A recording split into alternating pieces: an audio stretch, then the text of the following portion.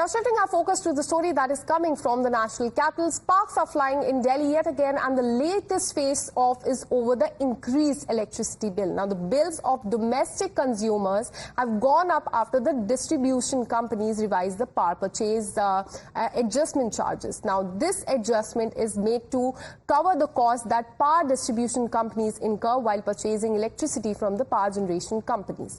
The higher costs are then passed on to the consumers through the electricity bill, and this charge is levied when demand goes up and has been hiked between 6.15% to 8.75%. Now, the power is purchased from electricity exchange during the summers to meet the increased demand, and therefore the PPAC might be greater in summers.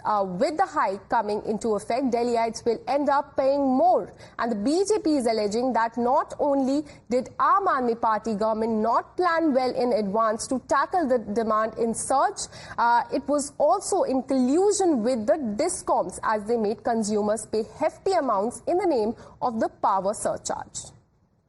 Now, this is as far as the electricity bill in Delhi is concerned. Now, the BJP is going on to say that Aam Aadmi Party firstly did not plan all of this in advance, and that is why this is happening. And also going on to say that Aam Aadmi Party is also colluding with the DISCOMs as they made consumer pay hefty amounts in the name of the power surcharge. So this is a story that is coming.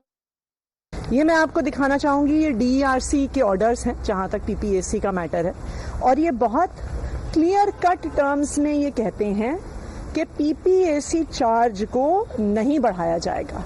सितंबर तक PPAC का जितना पहले का order था वो जारी रहेगा, लेकिन डिस्कॉम्स के पास ये प्रावधान होता है कि अगर उन्हें खास करके गर्मियों के मौसम में, क्योंकि बहुत पीक